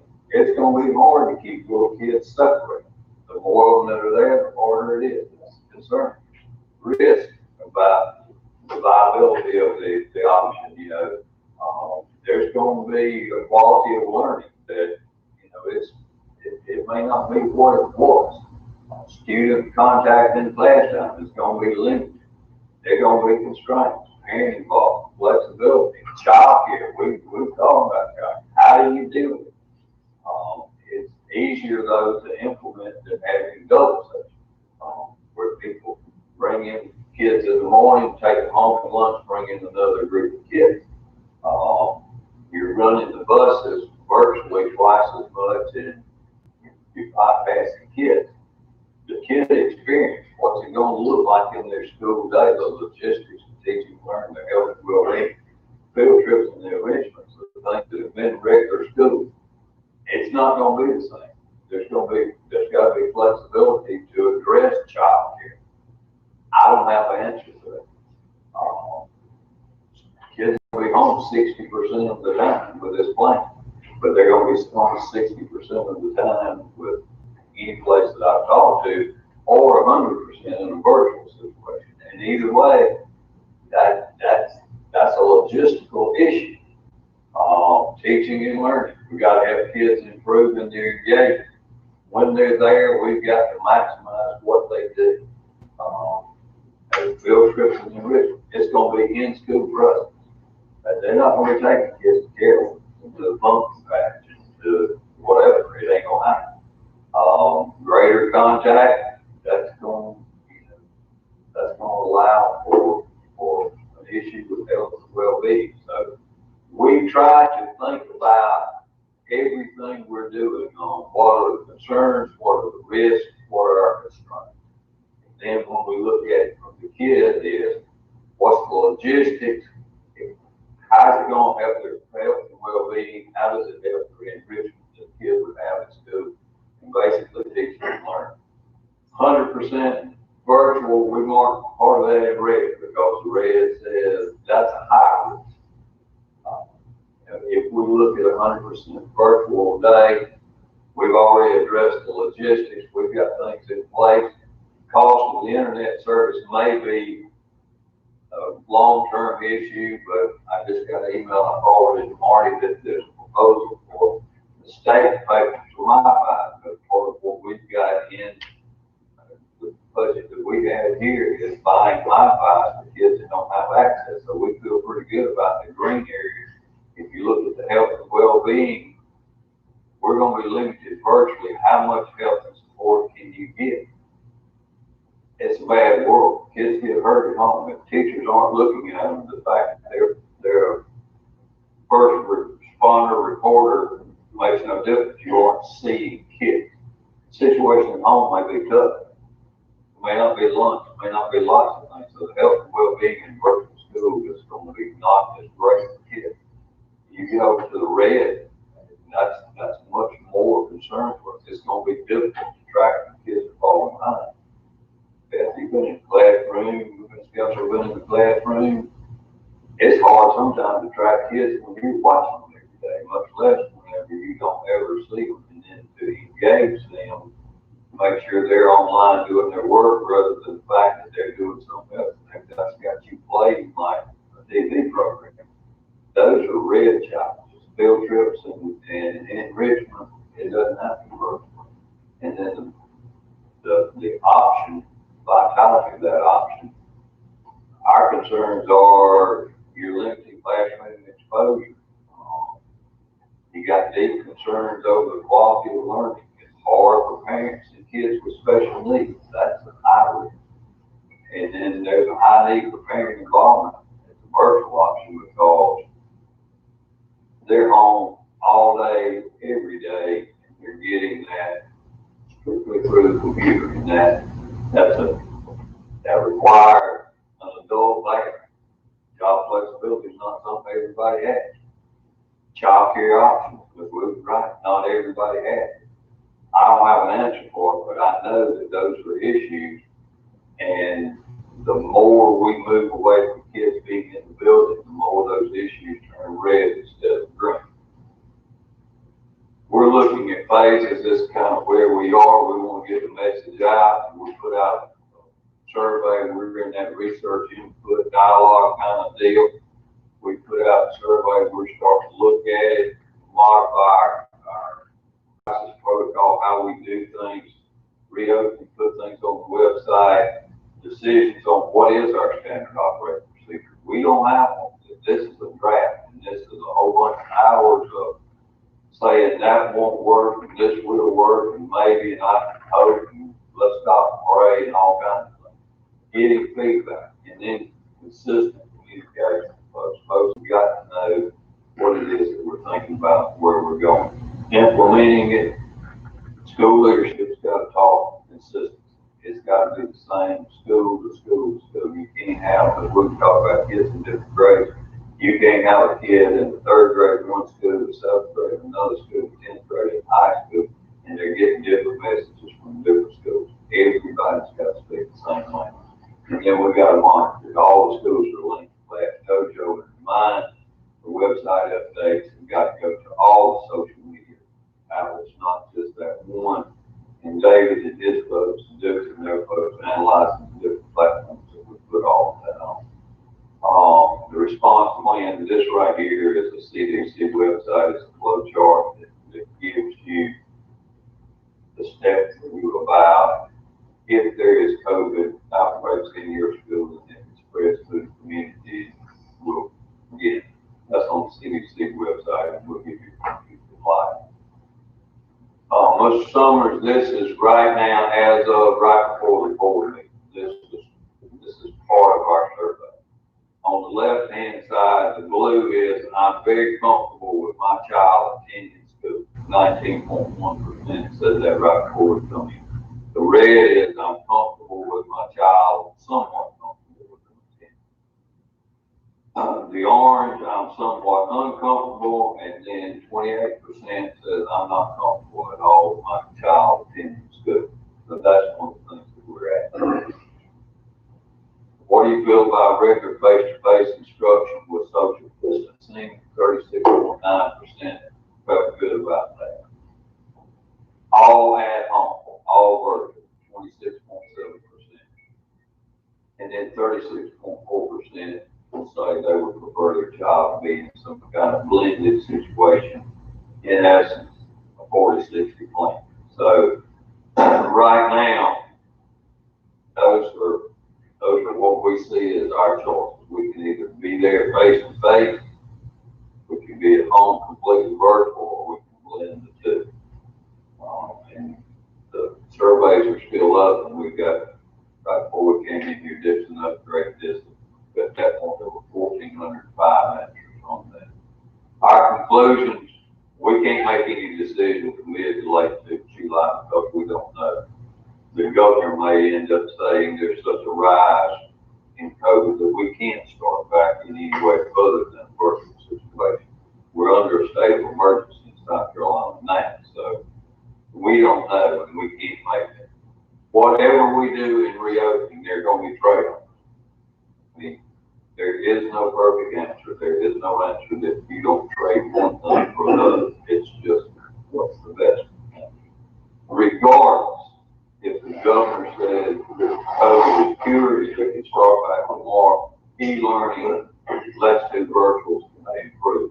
That's the way for the future. We can't allow to have all the knowledge that we've got in this district and all the technology we got in this district and not be able to put up many lessons that kids can use when they're sick at home, when they're suspended, and we take away the social aspect of school, but we make them do the work when we expel them. And they still get their credit, but they don't go to the prom, or they don't go to the ball game, or they don't go to those places. We've got an opportunity for them to let's do virtual, getting better to change the way we operate and graduate kids and educate kids on time. And this body of work evolves. I mean, that CDC statewide map, if you pull it up now, it looks different than it did at 9:05 this morning. We pulled it up, this thing. So everything in here is a moving target, and I promise you, I don't have a monopoly on the answer. If anybody, you know anybody, I got no pride in asking. Can you try to put the smile in yeah. Right, on the left, or on the right, the blue, you got regular face-to-face instruction and social distancing. That's what we're saying, we can't do that. We can't do that without being able to utilize kids being at home. We asked them what their first choice, their second choice, and their third choice of these three are, and this is the first choice. But the problem is we can't offer them the first choice. If their first choice was blue, we really can't offer that. Based on everything everything you did on all the slides before. Based on what we have right now, we cannot bring everybody back and maintain social distance. Our buildings aren't big enough, we don't have, Only get I split have days, those facts. and employ more employees. man, Only we can split days and employ more employees. yes, ma'am. Where's the We would take, And they're not gonna fund that kind of a situation. no, ma'am, because in reality, we could do it with 50% more employees. And even if we were sitting here now, and had the budget for that many more employees, we don't have that many teachers out there to do it. And the transportation becomes the problem of that. Because they say, we're guided by, we were fortunate this year, we had 2 buses last year. Now, we got a break this year. We were granted 3 more buses this year. And that's gonna help, but that's not enough to get where we need to be. How long will the survey be open? And how will it be advertised? I shared it on social media, so it is out there, so everyone could share it. I told people on social media, if they didn't get a copy from our school, We should track it on your list and share it out. yeah, I just did it again tonight, but yeah. And how many Share have mine. answered? 14 on It's almost 50. Yeah, it was 1,500. Email out, we use all the emails in Power School for K through 11th grade. Those were the first emails that went back. I got a lot of them kicked back to me. That's correct. And that's why I said, if you didn't get it, email me and I send it through our district email, and so I'm emailing out to It's everybody. a little under 5,500. But also, it was stated that you only had to complete one, even if you had Per child. multiple children for the household, so it's regular household. So you're not gonna get 86. Right. And it closes Tuesday. Monday. It's a Monday. I mean, we probably, I think this would be interesting internally for y'all to send it out to staff. These options. Who did? I think it would be interesting internally for their Yeah, we're information working on the to staff. send something similar to staff. When you said that, you also talk to teachers, you said, Yes, but now, if they see anything like this, gone to the teacher. No, we're working on that. That's what they're saying. They're still working on it. we started with, I wanted to meet with, I wanted to meet with a teacher from every school who did an outstanding job with e-learning. And so that's the person we look for in every school. And to say, what should we do better, because e-learning is not a virtual skill. E-learning is short term. What do we need to do different? What do you need differently? And I had David set up the TV, Promethean board, the camera, and Ann Ringer's bringing out all these different kinds of things you can click it to and all that. And Don's got some kind of stick that you stick on you, you look like Bear Grylls when you know, we're trying most summer to talk to people who are technology oriented and do good instruction with, so that we can help others, because one way or another, we're gonna need virtual learning. And it very well may be that every bit of this is just me banging my head against the wall, because if it gets bad and the government says we can't start, we'll be virtual. But we're trying to gather as much information as we can, and we're talking to lots of people in lots of school districts. So what are you doing? You know, we don't sit here with our heads in the sand. We don't feel like that we have all the answers. But there's not a lot of answers. And with virtual school, we can supply all the supplies so that the child will pay for that unit or everything. Yes, ma'am, we'll have to do a So we lot of have things to that buy we talked about. for each child. We talked about that, even giving them the technology, and then, of course, we've been looking at my size, and in fact, some of them will have to do that. And and there'll be somebody who'll move to Kentucky and take our Wi-Fi, and we'll have to cut it off. You know, we're paying the bill, so they'll be watching Netflix on our Wi-Fi in Kentucky, but, you know, all of those things are gonna be part of it, and then the little kids, particularly with math and reading, we've got to build some books on because there's a limit to what you can learn from watching a kid read over that computer. And I say that from the fact that I kind of live in the language line. I'm learning about that. Trying to say this is why y'all need to do something else. What's this child reading on there? I know we got same channel watching kids read and reading the kids on there, but reading teachers tell you, they need to be able to see them, they need to be able to hear them, they need to be able to talk and figure out what's going on. So we've got to send more books on, we've got to be able to send math and it's on, so they can play with math tiles, so they can figure out shapes. Because if we don't, the learning flip is going to be much more devastating than this district when they implement reading and see third grade testing. When we look at fourth grade, those are going to be major issues for us if we aren't able to educate kids all the time. Kind of long and short of it. That was a long answer to a short question. We're working on this every day. I've seen these questions and charts in my sleep, and like I said, I talked to the Midland superintendents. We have met at the Innovation Center at least once. We've met here several different times. All of the superintendents in Xavier on the call with Superintendent Spearman once a week, once every 10 days. Getting all those updates. We're getting as much information from the state as they have.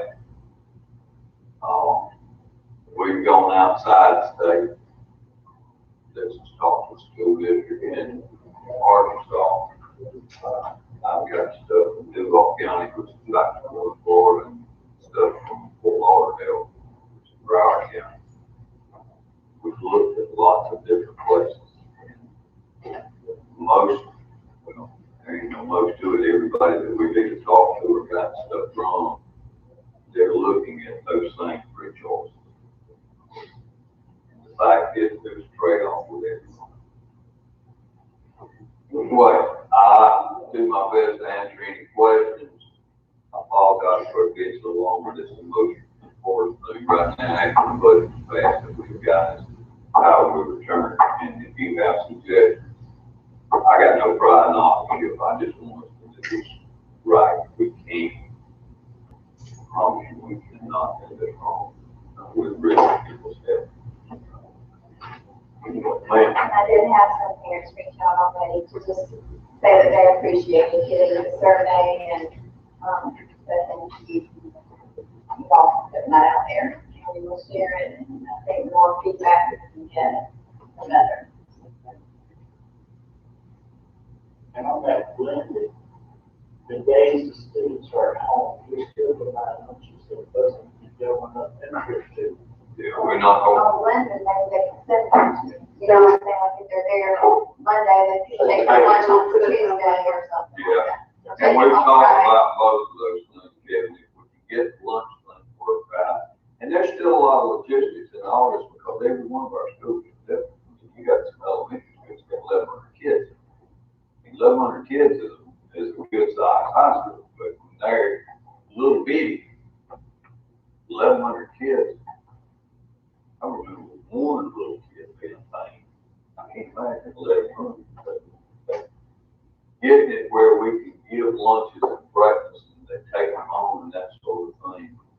All of that's another piece to work out. That's part of that overall chart. I mean, food service is a big deal. We've got to feed our kids because it's obviously needed. I mean, we give out what Oh, how many lunches we give them? Oh my gosh. We were after like 150,000. Yeah. And we like it. 150,000.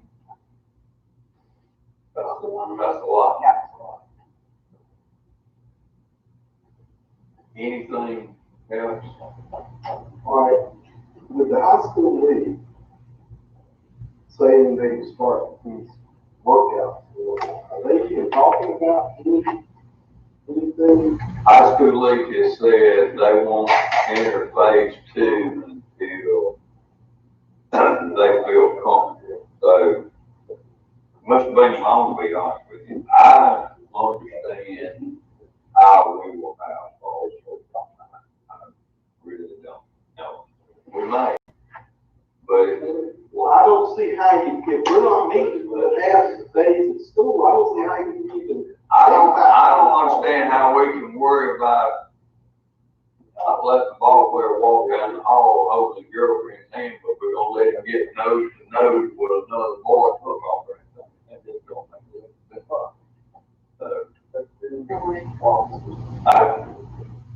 I wouldn't doubt myself. They are right now, they're in a holding pattern that coaches can do just those certain things. They can't touch balls, and they've got to dress before they come, they can't go in the locker room. It's almost like, why bother, but everybody else is doing it. Anything else? All right, thank you, sir. Thank you. All right, let's move to the monthly financial reports. Yes, Mr. Young, members of the board, if you're on places, it's an updated monthly revenue summary. I got the information on the page of receipts for taxes yesterday. So you can see as of, at the end of May, we were almost at 96% of our revenue collected as compared to budget.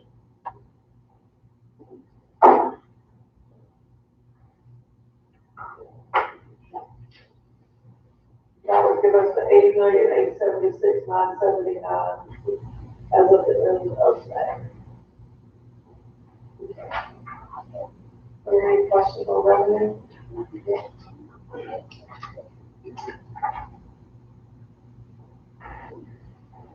We flip on over to your expenditures. You'll see that as of the end of May, we had spent $70,215,385, being about 83% of our budget, about 2.5% over last year.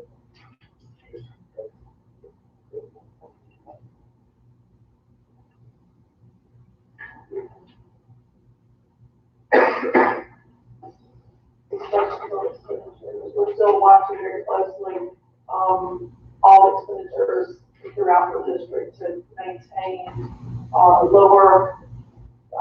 lower money going out while we're not in school, so we're still doing that.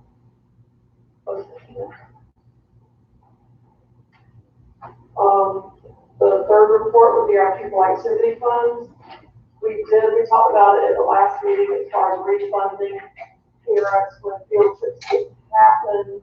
All that, I believe, has been completed today. Everything we got from schools, field trip didn't happen, the parents did receive a refund for that. There should not be anything outstanding that I'm aware of. I think it's all taken care of.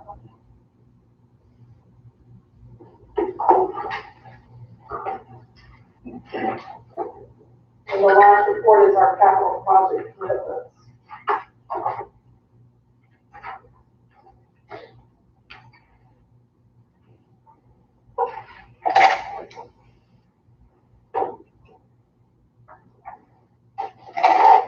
$3.8 million committed.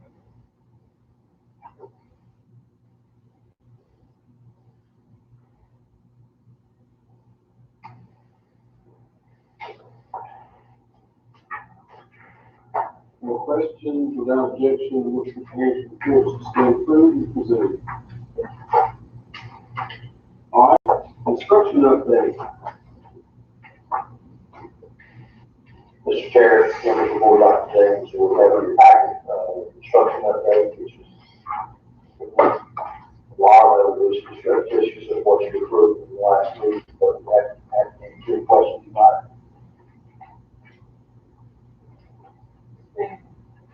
For, let me see that, but we need to have a full bit of stuff on this. Why would the contractors come out and make questions? Well, one thing that we're having an issue with is in the referee shower. The water, some of the water runs out of the shower rather than down to the drain slope. So the subcontractor that put that floor in is not willing to come back and fix, tear it out, and fix it. So, yeah. So the contractor is now working with someone else to come in and tear it out. That's the good point. At the end, does it usually take 2 years to get much less? No, but we've been under some unusual times. Okay. We've done punch lists, we've had them come out, supposedly work on it, we went back, spot checked. 2 weeks ago, when we got back, we found that a lot of it had not been finished, that they told us it was finished.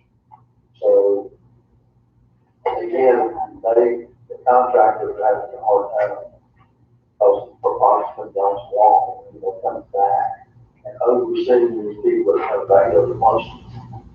So, we're just trying to work through it.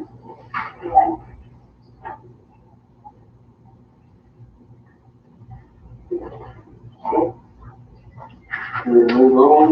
Next up, the executive session. Mr. Chair, I make a motion that the board of trustees enter into closed session for the following: consideration of personnel appointments and resignations, consideration of 2 requests of Adam District Commissioner, discussion of contractual matters, and discussion of property matters. There's a motion and a second. Second by Ms. Weeks. Any discussion? All in favor, signify by saying aye. Aye. Opposed? Motion carries. We're now in executive.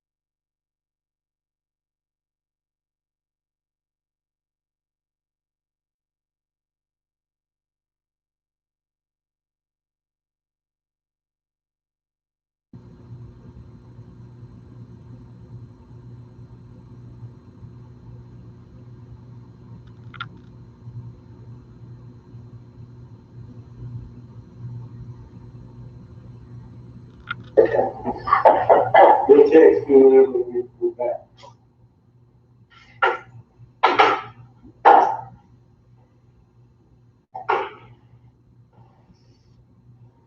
Okay, we're ready to go. Mr. Chair, I make a motion that a meeting be reconvened in open session and with appropriate affidavit executed. I have a second, or I have a motion, I have a second. Second, come out of executive session. All in favor say aye. Aye. We're now in executive session. Mr. Chair, I make a motion to waive school tuition fees for student A and B.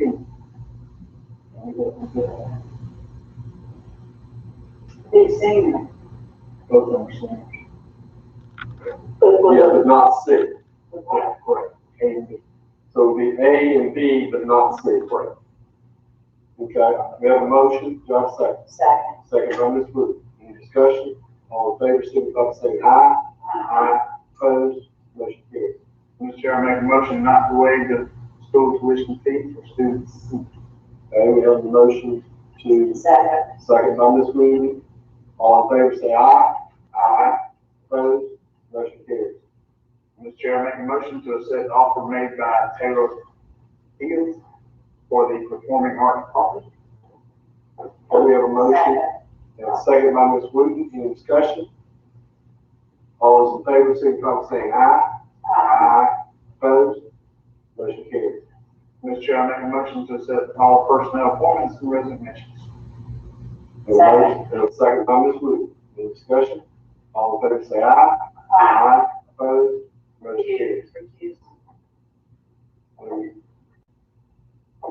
Mr. Chair, I make a motion to accept Clark Ebner, son of Beth Brown, as a math teacher at Brooklyn Casey High School. We have a motion, second by Ms. Wood. Any discussion? All those in favor, signify by saying aye. Aye. Opposed? Motion carries. Is that it? So that has to, That was part of the, oh, here's something. All right. We've got, the board's next meeting will be meeting on Monday evening at 5:30, Tuesday evening at 5:30, and perhaps Wednesday evening at 6 o'clock. So, other than that, our next board meeting with staff will be the back to school meeting on August the 6th. So, and then our regular monthly meeting in August will be August the 20th. We do not meet until the month of July. I think other announcements, but everyone's. Yeah, I just want to let y'all know that Dr. Jane Thompson could get in contact together tonight, because there'll be a youth, it's called the Youth Law Enforcement Forum. Springdale Police Chief, Bear Richburg, and one of our teacher coaches in our district, Mark Field, have been putting this together. I just got a little information from Marcus, but anyway, they have commitments from, actually from the Richland County Sheriff's Department, Sheriff Watt, Lexington County Police Department, Springdale, Casey, West Columbia. I think the Mayor Casey has already said that, you know, that she would be there. But anyway, the focus will be on kids and law enforcement, with the goal of bringing the young black males and law enforcement together in our community, to create dialogue between the two parties, to better humanize, empathize with, and have compassion for one another. It's an outreach program, if you will, which will take place at Trinity. I said Trinity Baptist on their campus, the building down in the far right, they call it Solomon's Court. And it will be on June the 30th at 7:06. Anyway, I didn't see the time on here. But anyway, they reached out to the schools in our community, coaches, schools in our community, and actually outside of our community as well. They don't have a number right now, but I did want to let, you know, Dr. Nancy do the board too. You're welcome to attend. There's not a flyer that's come out yet, but they've been putting this together for a little while. Just to let you know. Okay. With that, I'll entertain the motion to adjourn. Motion to adjourn. Second. Yeah.